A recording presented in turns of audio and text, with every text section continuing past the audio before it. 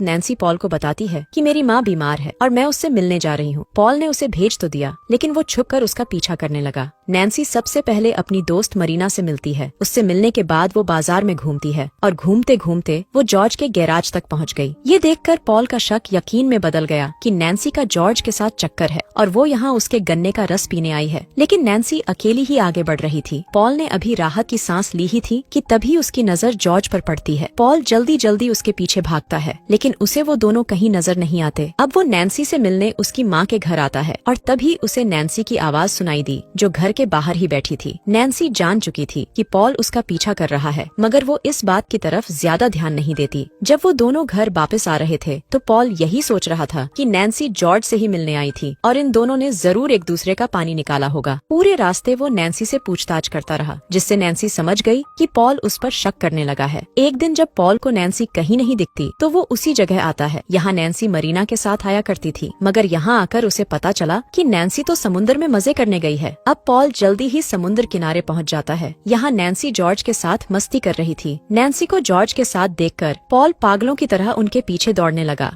आज उसने अपनी आँखों से नैन्सी को जॉर्ज की बाहों में देख लिया था और ये देखकर वो बेहद दुखी हो गया। अब रात हो चुकी थी और नैन्सी पॉल का इंतजार कर रही थी, जो अभी तक घर नहीं आया था। पॉल की हालत बेहद खराब थी। वो नैन्सी को कुछ नहीं बताता, बस चुपचाप अपने कमरे में जाने लगा, जबकि नैन्सी उसके फटे हाल देखकर हैरान थी। पहले तो वो उसे कुछ नहीं बताता, मगर फिर उसके बार बार पूछने पर वो बता ही देता है कि आज मैंने तुम्हें जॉर्ज के साथ रंग रलियां मनाते देख लिया। पॉल की बात सुनकर नैन्सी गुस्से में आकर कहती है कि मैंने सिर्फ तुमसे प्यार किया है, मगर तुम हमेशा मुझ पर शक करते रहते हो। जल्दी ही पॉल को अपनी गलती का पता चल गया, जिसके बाद वो उससे माफी मांगकर उससे प्यार करने लगा। पॉल अगले ही दिन नैन्सी के साथ घूमने निकल गया ताकि नैन्सी के साथ कुछ समय बिता सके। नैन्सी भी बेहद खुश थी और वो दोनों खुले में ही जिस्मानी खेल खेलने लगे। एक दिन पॉल नैन्सी को ब्रेसलेट देता है, जो नैन्सी की ही तरह बेहद खूबसूरत था। इसी दौरान नैन्सी उसे बताती है कि मैंने जॉर्ज को यहाँ आने से मना कर दिया। असल में उसने ये सब इसलिए किया था ताकि पॉल उसकी वजह से दुखी ना हो, मगर ऐसा नहीं होता। धीरे धीरे नैन्सी की जिंदगी नर्क बनती जा रही थी, क्योंकि पॉल ने नैन्सी पर शक करना बंद नहीं किया था। एक रात नेथन सभी को एक फिल्म दिखाने लगा, जिसमें उसने होटल में रहने वाले और काम करने वाले हर इंसान की वीडियो बनाई थी। इस फिल्म में नैन्सी के साथ साथ जॉर्ज भी नजर आ रहा था, जिसे देखकर पॉल का दिमाग घूम गया। वो सोचने लगा कि नैन्सी मौका मिलते ही जॉर्ज का पानी निकालती होगी, शायद जॉर्ज का डंडा मेरे डंडे से अच्छा काम करता होगा। यही सब सोचता सोचता वो सबके सामने नैन्सी को जलील करने लगा। नैन्सी उसे समझाने की कोशिश करती है, लेकिन पॉल सबके सामने उसे थप्पड़ जड़ देता है। कुछ देर बाद जब वो शांत हुआ तो नैन्सी उससे बात करती है। उसके पूछने पर पॉल बताता है कि मैं तुम्हें सपने में भी किसी और के साथ नहीं देख सकता। ये जलन मुझे अंदर ही अंदर खाए जा रही है। लेकिन नैन्सी बड़ी ही समझदारी और प्यार से उसे संभालती है। नैन्सी वैसे ही रहने लगी थी जैसे पॉल चाहता था। उसने बाहर आना जाना भी छोड़ दिया था, मगर पॉल की दिमागी हालत बिगड़ती ही जा रही थी। उसके दिमाग में ये बात घर कर चुकी थी कि नैन्सी का जॉर्ज के साथ चक्कर था। नैन्सी उसे बार बार बताती रही कि मैं सिर्फ तुमसे प्यार करती हूँ, लेकिन पॉल को उस पर यकीन नहीं था। होटल में रहने वाले सभी लोग जानते थे कि पॉल और नैन्सी के बीच क्या चल रहा है, मगर नैन्सी का कहना था कि ऐसी कोई बात नहीं है। पॉल जब भी नैन्सी को किसी आदमी से बात करते देखता तो वो भागकर उससे पूछताछ करने लगता। एक रात होटल की लाइट चली गई और लाइट जाते ही पॉल को नैन्सी पर शक होने लगा कि वो अंधेरे में किसी आदमी का पानी निकाल रही होगी। लेकिन जब उसने ऊपर जाकर देखा तो नैन्सी मेहमानों को कैंडल्स दे रही थी। अचानक नैन्सी एक कमरे में चली गई, जिसे देखकर पॉल फिर से उस पर शक करने लगा, मगर नैन्सी जल्दी ही बाहर आकर उसे बताती है कि इस कमरे का मेहमान चल नहीं सकता, इसलिए मैं अंदर गई थी। बाहर बारिश हो रही थी और पॉल स्टोर की खिड़की बंद करने आ गया। स्टोर में उसे वही ब्रेसलेट मिला जो उसने नैन्सी को दिया था। ब्रेसलेट देखकर वो सोचने लगा कि इस अंधेरे में नैन्सी ने सभी आदमियों के साथ मजे करे होंगे। वो कमरे में आकर नैन्सी से पूछताछ करने लगा, जबकि ब्रेसलेट नैन्सी के हाथ में ही था। असल में ये सब पॉल का वहम था, क्योंकि अब वो पूरी तरह पागल हो चुका था। देर रात को जब अचानक पॉल की आंख खुली तो नैन्सी बिस्तर से गायब थी। पॉल गुस्से में आकर मेहमानों के कमरों में देखने लगा। वो नैन्सी को ढूंढता ढूंढता नेथन के कमरे में पहुंच गया, लेकिन नैन्सी वहाँ भी नहीं थी, जिसके बाद नेथन उसे बुरा भला कहकर वहाँ से भगा देता है। जब वो अपने कमरे में वापस आता है तो उसे अपने सामने नैन्सी दिखती है। नैन्सी वॉशरूम गई थी, जबकि पॉल गुस्से में आकर उसके साथ मारपीट करने लगा। आज तो उसने पागलपन की सारी हदें पार कर दी थी। नैन्सी की हालत इतनी खराब हो गई थी कि उसे डॉक्टर के पास जाना पड़ता है। डॉक्टर के पूछने पर पॉल कहता है कि सारी गलती नैन्सी की है। पॉल बताता है कि मैंने नैन्सी को दूसरे आदमियों के साथ मजे करते देखा है। डॉक्टर पॉल की बातें ध्यान से सुन रहा था, जबकि नैन्सी हैरान थी। सच जानने के लिए डॉक्टर पॉल से कहता है कि नैन्सी की दिमागी हालत ठीक नहीं है और इसे कल ही अस्पताल में भर्ती करना होगा। लेकिन असल में पॉल अस्पताल जाने वाला था। घर आकर नैन्सी अगले दिन का इंतजार करने लगी। उसे पॉल से डर लगने लगा था, लेकिन वो कुछ कर नहीं सकती थी। पॉल ने उसे अपने कमरे में बंद कर लिया था। फिर वो उसे नींद की गोलियां देता है ताकि वो आराम से सो जाए। नैन्सी के सोते ही उसे होटल के बाहर पागल खाने की गाड़ी दिखती है, जो नैन्सी के कहने पर पॉल के लिए यहाँ आई थी। वो डर के मारे जल्दी जल्दी नैन्सी के हाथ बांध देता है ताकि वो दरवाजा खोलकर पॉल को उनके हवाले ना कर सके। मगर जल्दी ही उसे एहसास हो गया कि ये सब तो उसका वहम था और तभी वो बेहोश हो जाता है। जब उसे होश आया तो वो जल्दी जल्दी नैन्सी को खोलकर उसे अस्पताल ले जाने के लिए तैयार करने लगा। नैन्सी भी खुश लग रही थी, लेकिन तभी पॉल को याद आने लगा कि नैन्सी ने उसे धोखा दिया है। यही सोचता सोचता वो नैन्सी का गला काट देता है। आज उसने नैन्सी को मार डाला था। असल में बाथरूम में जो भी हुआ था वो पॉल का वहम ही था। आखिर में पॉल समझ गया कि वो पागल हो चुका है।